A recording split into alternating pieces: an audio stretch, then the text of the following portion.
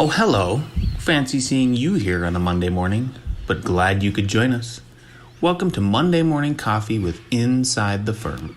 Each week, we will be interviewing local, regional, and national business leaders to give you an inside peek into how they lead their businesses to success in an ever-competitive business climate. So pour yourself a hot cup and enjoy the show.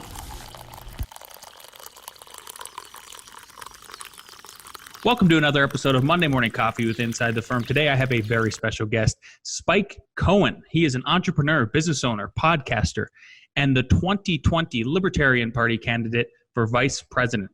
In addition, he has over 20 years of combined experience in leadership and effective messaging. He started his first business in his teens and is now running to promote his running mate, Jo Jorgensen, and her platform of common sense libertarian solutions to the problems we faced, most of which were created or made worse by the Republicans and Democrats in government. Spike, welcome to the show. Thanks for having me on, Lance. And frankly, it's almost all of them have been created by Republicans. I would agree. But I appreciate your introduction, and I'm really happy to be on Inside the Firm. Yeah, absolutely. Thanks for coming on. Why don't you start things off by telling us about how you learned web design at the age of 16 and then how that led to you building your first business? So the short answer is I looked up how to do web design. I mean, this was a totally different time. HTML, this was even just the beginning of style sheets. For those who know web design, this was basic stuff. My first websites were made with text editors that and I uploaded the code to on it with an FTP program. This was basic, initial web design stuff.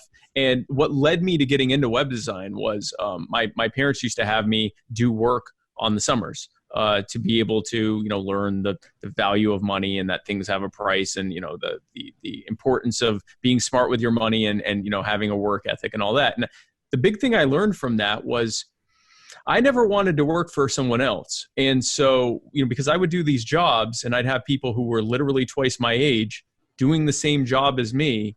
And I thought, oh, I don't want that to be me. I don't want to keep, still be doing this in my 20s, 30s, 40s and so forth. And so I looked for a job that would allow me to start working then. I wouldn't have to, worry about going to school for many years and running up tens or hundreds of thousands of dollars in student debt or anything like that. And, waiting many years before I could even enter whatever market I wanted. I wanted something that other than just a regular business license, I didn't have to get additional special licensing for or anything like that. And I wanted something that was disruptive and new, and web design was it. Most business, it was so disruptive that most of my clients didn't even know what a website was before I came in their door with my laptop to show them, what I could do for them. And so for the first almost year, I was making websites for free or next to nothing, reimbursing me for my costs. I'd tell people, hey, would you like would you like a website for your business? And they go, what's a website? And I'd say, something I'm giving you for free. Would you like it? Nice. And, or, just the cost of their domain name or whatever. And over time I was able to make, I went to many different types of businesses so I could have a nice diverse portfolio of different clients. And so I put all that together. And within a couple of years, within a year, I was able to actually charge pretty close to market value for my services. And I eventually grew that into something where I was pretty much just doing the sales of my packages and then having others do the work on it. And I grew it into a fairly successful business. And that's how I got into it. It is, I never regret doing it. I'm really glad I did it. I'm not as a matter of necessity, I learned code and I learned JavaScripting and I learned CSS and I learned, all the different things related to web design. And then as it got more and more developed and mature, I learned mobile responsive, and I learned, even for that search engine optimization and social media and all of that stuff. But I naturally am a salesperson and a delegator and a leader. And so I very quickly worked myself into a role where others were doing the actual techie part of it. And I was basically just managing it and selling packages to people. Very cool. That's much like me. I had to work. I grew up fairly poor, so that I don't know if you were the same, but that's kind of where it came for me was putting in that kind of work ethic and getting it done. We weren't poor, but I was definitely working class. We were middle class. Mm-hmm. Yeah. Tell me about the market value a little bit. That's one thing I think a lot of entrepreneurs struggle with, especially when they go off their own. Is how do I determine what my service or my product is worth? And obviously, the market if you're a free market person like us, you understand that, well, whatever the market decides. Right. How did you come to that conclusion at such a young age? Because I don't even know if maybe you were even into libertarianism or the free market at that point. No, I wasn't. I didn't know any of that. I was very much, I've always been liberty minded. Even during my brief time that I was a neocon, when I first discovered politics, I actually had one of the worst takes on it possible. I was a neocon. I believe we needed to spread democracy and freedom with the military and the whole thing. But even me personally, I was still very liberty minded. I didn't think the government should be telling me what to do. I thought it should be telling other people what to do, just not me. But that's matured over time, where I believe government really shouldn't be telling anyone what to do. But no, in that time, so market value, like you said, market value is essentially the market deciding what something is worth. And the short answer is it's worth whatever the purchasers and the consumers say it's worth. So it really comes down to them. I didn't even really have the term market value in my head. I just recognized that I was a teenager who was selling a product that 90% of my clients either hadn't heard of or didn't really know much about. They might have heard of websites, but that was sort of this thing that nerdy tech people did. And it wasn't really anything for their restaurant, their hotel, their real estate company, their whatever, their tattoo shop, their, whatever they were doing. That wasn't for them. That was for other people. And so I recognized that me as a kid showing up with my laptop and going, "Hey, my name's Spike Cohen. You want this thing that I have?" That for me to be able to come in and go, and for the low price of $2,000, like it's not going to work, right? So I would go in, and at that point I was still living with my parents, so I was in a position to be able to say, "Hey, you want this thing for free? Worst case scenario, you don't like it, I can take it down or just leave it up and it's free." And almost everyone said, yeah. I mean, even with that, I had a few people go, "Nah, it's okay. I don't even know what you're talking about." So even with that goes to show you what my market value was at that time. Most people weren't, they were willing to do it for free or for next to nothing. But then once I had a portfolio, and within a year or so, and this would have been, 99, beginning of 2000, as people were realizing that, yeah, this was the future. This is how, not just this was important, but this was the most important way for me to be able to move forward as a business. So it was two things happening. One was me building up my market value by building up my portfolio. And the other thing was the market maturing enough to realize that this disruptive way of reaching clients and reaching customers was the way moving forward, and would only continue to be more so, a bigger and bigger share of what they'd be spending on marketing. So that by the time I was established, the market realized that most, if not all, of their money should be going into various forms of online marketing, and that the core of that is the thing you have immediate control over: your website, your social media, your search engine presence, and your ability to reach people in different markets.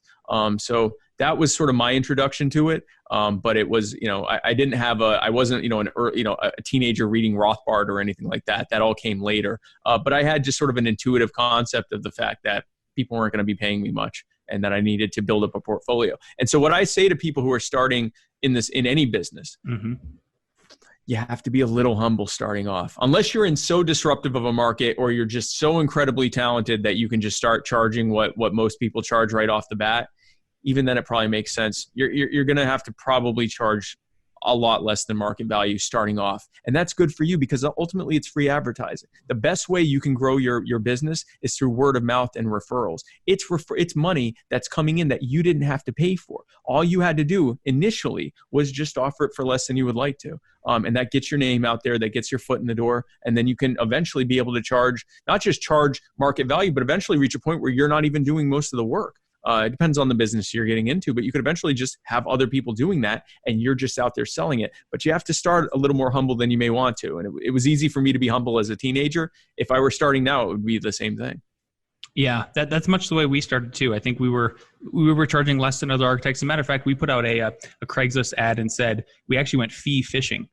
Which kind of brings me back to my question to you: is so how did you decide on that initial number? Was it talking with other colleagues, maybe competitors, or was it just, this is what I feel like I should be worth, and this is what I want to make, per hour if I lay out a website for somebody?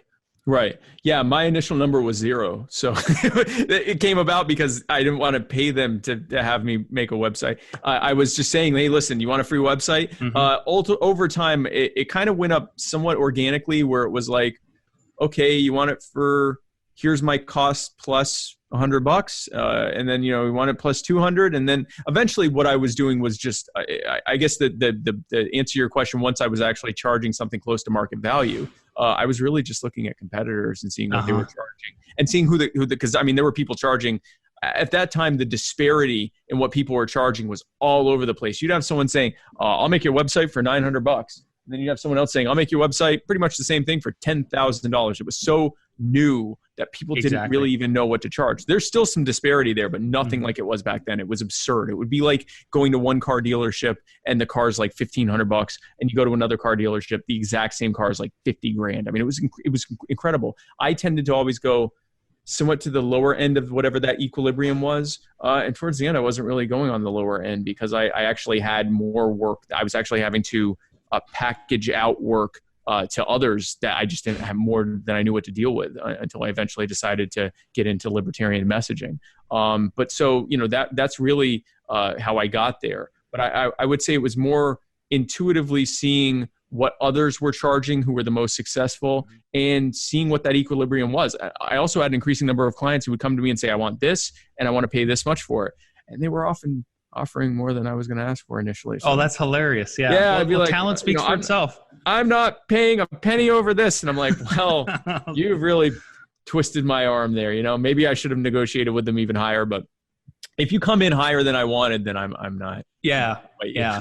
Well, honesty, right? I mean, it's at a certain point, right? Everybody's honest people do the best, I think, anyway.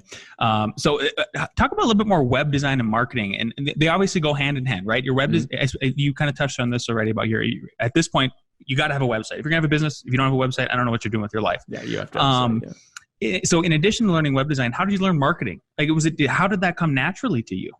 So the marketing end was actually more natural to me. I'm a natural sales and marketer. So that intuitively, it was the coding and the design part that I'm like, that I would, and I figured it out. I was able to figure out how to make a decent website before I finally had others who were far more schooled in how to do the more complex stuff as it became more and more complex on the actual back end of the design aspect of it. But yeah, I mean, the marketing end more intuitively makes sense to me. What do people see when they see your site? What are they looking for when they're looking for your business? What are they searching for? And then with social media, who do you need to reach in your targeted ads and organically in your growth? What's going to get people who are already in your network of people that have liked your content to share it with others, to get them to engage in it? And so all of that was always a little bit more intuitive than the design end of it was. It was more the how to reach people with it. So I was very happy because long before social media came around, there was search engine optimization. And that's where I really got ahead, because other people could make websites that were every bit as good as mine, but I could get them to rank number 1 on Google, and they couldn't. Or they could, but only briefly and only on a couple of things. I could have it where they were ranking number 1 across the board because I was doing the deep dives into how to do the SEM, how to do the how to do the marketing, how to do the research on the marketing. What are people searching for? And I always did white hat. I never got into the I think the worst thing I ever did was I created a Reddit account that would share my websites when it first came out. That was like literally the worst thing I did in terms of link building or anything else. And even that I'm a little ashamed of. But other than that, I always did the top end stuff. I always did the white hat stuff to get people out there because A, I knew that it was more ethical, and B, I knew that when Google would inevitably, and Yahoo and the rest of them would inevitably change their algorithms to try to punish that kind of bad behavior, I was already in a good position with my websites of marketing. But that was always sort of my bread and butter, was saying to people, I can make you this beautiful website. You can have all the bells and whistles in the world. But it's funny because I haven't said this stuff in years now. I'd say, I can make this website, got all the bells and whistles in the world. But if they can't find you on Google, then I might as well be like me building you this beautiful business and this beautiful, building and with all this beautiful signs and putting it out in the middle of a national park with no roads to it, and never telling anyone that it's there. It's just going to wither on the vine there. It's all going to fall apart, go into disrepair. The trees are going to grow up and it'll be like it was never there 20, 30 years from now. And so I would say that, and I would say, the most important thing is getting you on the search engine. When people search for what you do in your area, or if you're an online business, just what you do, you need to come up number 1, and you need to come up with a compelling and engaging argument that's going to get them to actually go and find out more. And that was my bread and butter. Yeah, you are a salesman. I mean, I could feel it. I could feel it coming back out again, Spike. It is. Sure. It's funny talking about it because I haven't said this stuff I'm now selling liberty, basically. I'm selling the ideas of taking the power out of the hands of the Republicans and Democrats, putting it back in the people where it belongs. And so that's what I'm saying all the time. Now I'm doing my stuff about why you should rank #1 on Google and all that. It's funny. Yeah. What do you think? You kind of touched on this too about the rise of social media, and I mean, it is another web page, right? Essentially, if you boil it down to like, if you have it's a website, right. What do you think separates? I mean, at this point, what do you think makes a successful marketing strategy, considering the rise of social media compared to your web page, or do they go hand in hand, and should they work in tandem? They have to work completely in tandem. Your entire online presence needs to be intuitive. It needs to be, and when I say uniform, I don't mean it has to look exactly the same, although there is obviously some continuity. You want to have some congruency you want to have there, but it needs to have an actual strategy. And the strategy is that your social media, your search engine marketing, all of that needs to feed back into what you have control over, which is your website. If there are ads there, it's because you put them there. If there are, links to other stuff, it's because you put it there. You always want to lead capture, but depending on what you do for a living, you may have to build some community before you can do the lead capture. And that depends entirely on what it is you're offering. So, for example, if you're a restaurant or something like that, it's important to have the website because you want to have them see your menu and see upcoming promotions and things you have. But you can also lean more on the social media for that, because a lot of people aren't very comfortable leaving the social media unless they absolutely have to. So there's a lot of stuff you could do, for example, for a restaurant that's just social media, with the idea that it's also on your website and you can get them to share that with people. So now people are going outside, you've actually lead captured them. And if you have like some kind of system of being able to, take orders, right now with the pandemic, more and more people are just wanting it to be, brought to them or whatever else, curbside pickup or whatever else, you can do that through your website and everything. So it's good for that. But then if you're doing something like web design or like something where you're really trying to get them in to contact you for more information so that you can sell your services to them, it's crucial to have that as lead capture. The purpose of search engine marketing is get their attention. Have them, they're looking for what you do, and if it's localized, what you do in your area, and so that they go to you. Social media is about telling them what you do. It's about all of that as well. But it's less so that someone is going to Facebook and saying, I'm looking for someone who can paint houses in La Jolla, California. It's not that. It's you are sharing content and building community to try to get people into hearing about what it is that you do. And so it always has to be the most important thing. Any kind of marketing is try your best, or hire someone who's able to try their best to figure out, take themselves out of your role. You're not the owner of your company. You're someone who is looking for your services, knows nothing about you, does not care even the least bit about you. They don't care if your company exists, if it doesn't exist, if you go out of business, if you become a billionaire. They don't care. They just want someone to paint their house in La Jolla, or they want a restaurant in Myrtle Beach or whatever. You have to really look at, how are they seeing this? What is the natural flow of action from them first seeing me on search engine, social media, my website, whatever, and from them going from that, what is the journey that they will need to take to go from that to saying, I'm going to hire that person to paint my house, or I'm going to go there because their hot dogs sound amazing, or I'm going to go, whatever. You have to take them on that journey. Some people, it's intuitive to them. Some people, they have to hire someone like me. But the short answer, I have no short answers. The short answer is it has to have a congruence, and it has to have a set flow of action from someone who first hears about you to someone who is actually signing on the dotted line to actually contract or consume your services. Yeah, it's about building a story brand. I mean, That's the way I think about it 100%. And there's a couple podcasts, there's a book about the whole thing like that. I would recommend that for everybody. What do you think, if you could sum it up, and then I want to get into some of the LP stuff as we tune out here in the last 10 minutes. Okay. But before we get into that, what is the biggest lesson you think you learned growing your business like you did? The biggest, it's always the ones that you wouldn't expect to be the gotcha question that makes me, it's the ones that make me like reflect on something I haven't really thought of. Biggest lesson I learned, it's one that I took, which is, if you have a great idea and you think it's going to make money, and you think that it's something that's really going to, innovate and provide value to customers and make you wealthy or make you, well off as a result, do it. Do it. Just start doing it. Even if you're in a financial situation where you have to keep some other job and do this as your side hustle, do it. Do it immediately. The people that are telling you that maybe we need to wait or whatever, just start doing it. Even if doing it right now just looks like getting all of your ducks in a row and getting ready to pull the trigger when you're ready, go ahead and start doing it. Because we often, when we have some level of security outside of what we're doing and we go, well, I got this job and it's good or whatever, I'll do that when the time comes. The time will never come. Do it. Just do it. Just go ahead and start doing it. I did it. I was 16. I was about to turn 17.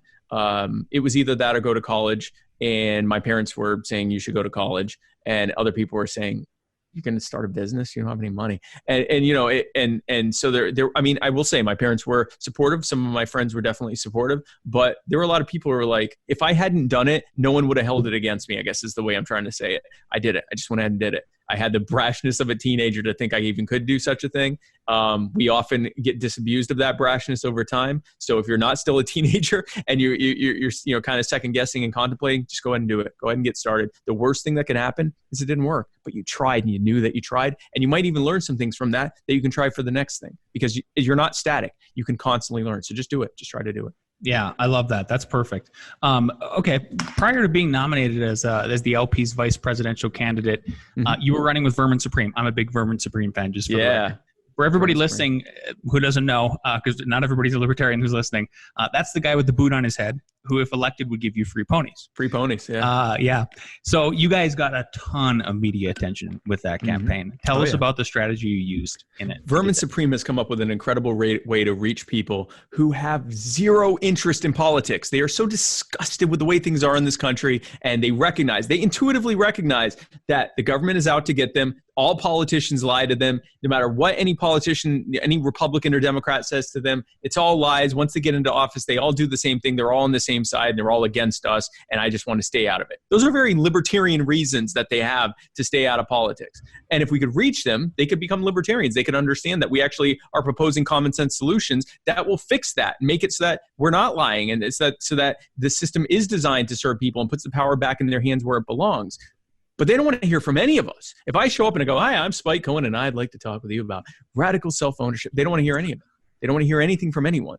But someone like a Vermin Supreme, who's being so funny and so absurd and so out there that they don't think for a second that they have a serious political message, they're just entertained. This is crazy. Who is this guy? This is hilarious, right? And so now they're paying attention. Their cognitive defenses are going down. Yes. That's the most important part, because now a politician is not pandering to them or lying to them or challenging their beliefs. A funny guy is saying funny things to them, and he's making fun of that system that they think is so stupid to begin with. And over time, as they come to love and trust this guy who's so funny and has such a great message, they start to wonder what that underlying belief is. What is it that moves this guy? He's clearly not crazy. What is it that's moving him? What is this about? And that's when he's able to hit them with the libertarian message. And so, he's able to reach people. He's done an incredible job bringing thousands of people to the liberty movement. So we are very grateful. Vermin is a friend, and I'm grateful for his friendship, and I'm grateful for everything he is doing for the party and the movement. And I'm very grateful for everything he is doing to help Joe and I in our run to propose common sense libertarian solutions to the problems that have been created by Republicans and Democrats in their 160-year plus reign of terror of having control of every lever of power in government for over 160 years. And that's what Joe Jorgensen and I propose to dismantle in favor of giving the power back to the people where it belongs. Yeah, you nailed it on the head with Vermin. I think I've met Vermin multiple times. Oh, okay. And he takes his. That's exactly what it is. Your guard is taken down, and all of a sudden, you're just like it. I mean, you're just open. You're just open to dialogue, and you want to engage with him. Yep. And he's a very intelligent man. I think that's one of the things I really want to point out to everybody is that take the appearance aside, that guy knows exactly what he's talking about with freedom and liberty and just self-ownership all day long. And that entire thing, the ponies, the big beard, the boot, all of that is intensely and intuitively designed to get your attention and pull you out of the morass of, oh, it's yet another politician. It's intuitively designed for you to realize this is someone who's making fun of the, reporter who is trying to ask him serious political questions, and he's talking about ponies and zombies and killing baby Hitler and all that stuff. It's intended. It is intended to make that media and the government that it feeds off of look as foolish as it tries to make us out to be. It puts the joke. We are being treated to a cynical joke where we are the punchline and it's not funny. And he turns around on them, and people intuitively get that that's what this guy is doing. And they love him for it. And they find it hilarious. They think it's so funny. And then they reach the message. And so we're grateful for everything he's doing for this campaign, for the movement, and for the party. And this is a serious campaign on serious issues to serious problems that they face. And we are using every single way to reach everyone across the political spectrum, including the 40+% of eligible voters who don't vote or participate in the system. We want to bring them back in because they're the ones who recognize the most that this system was designed against them. And we propose to change that. That's what Joe Jorgensen and I are fighting for every single day. Yeah, and so speaking of people that probably haven't heard your guys' message before, that's one of the reasons we wanted to bring you on. Is this is a business podcast. So for those business owners listening who know nothing about libertarianism, why would electing libertarians help their business, and what is the difference between the Libertarian Party and the other two parties? The other two parties are the ones who have imposed the taxes and the regulations and the licensing requirements and the various tariffs and taxes and fees and fines and everything else that make it so hard for us to operate our businesses and to grow them.